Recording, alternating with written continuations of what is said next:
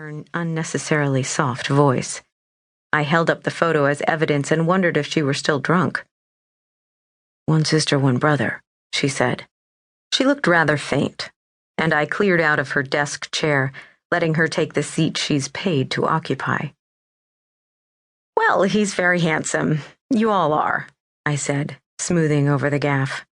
"But good looks will only get you so far, front desk. Here at the clinic, we value punctuality and professionalism."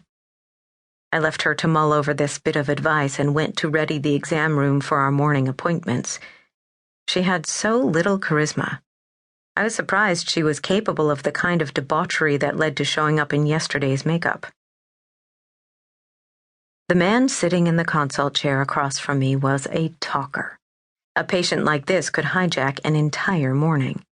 He was young, younger than I am anyway, with a thin hipster beard riding the edge of his jaw. My eyes traveled between his face and my notebook, where I was doodling a ferret in blue ink as he chattered. I was almost certain we had met before, though where and when I couldn't say. I hoped the wife would jog my memory. I kept my office door open for her as he detailed a lifetime of accidents and injuries. He'd learned to ride a bicycle in a high-pressure situation, falling again and again onto the bar of his blue dirt bike.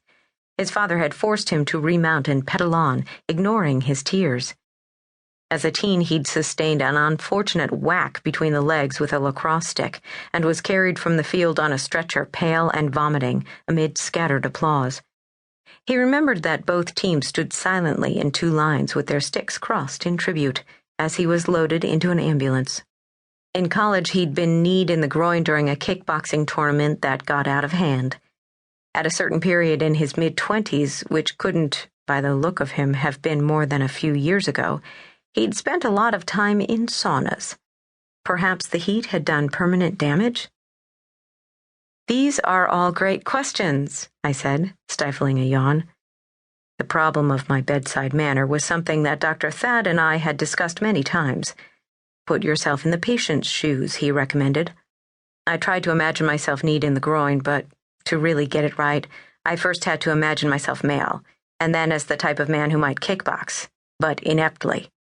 This was simply too much to take on mentally while also feigning interest. I gave up. The second consult chair was still empty. Maybe she'd gotten cold feet about making other humans with this man, and kudos to her if that were the case. "Where is," I said, pointing to the empty chair beside him. "Where's what?" "Your wife." "My wife?" he laughed. "Your partner," I amended. "I'm actually not seeing anybody right now," he said. His gaze lingered on the bare V of flesh above my scrubs in a way that might have been insinuating. "So you're not trying to conceive, Mr.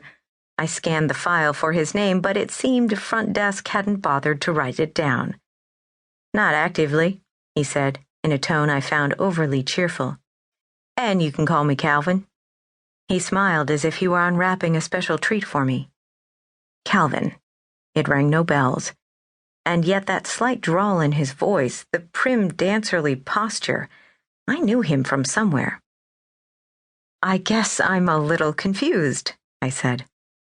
"God, me too," he said, pushing his hair back from his forehead. "I have plunged myself into a swirling vortex of dysfunction, but that's what I get. Never get involved with the parents. That's rule number 1. "The parents?" I said. I put my pen down and studied him, trying to make heads or tails of this conversation. He was nodding vigorously. Stupid mistake, but in my field I'm surrounded by moms. There's a line of them outside my office every day. Every time my phone rings, it's a mom. I don't even know what to say to a woman who doesn't have a child between the ages of 5 and 11. The realization that had been batting around my consciousness like a fly at a window finally broke through. This was Mr. Chester, assistant principal at Mitchell's elementary school, the man who directed school traffic in a 3-piece suit, barking orders through a megaphone. It seemed like an inopportune moment to point out our connection.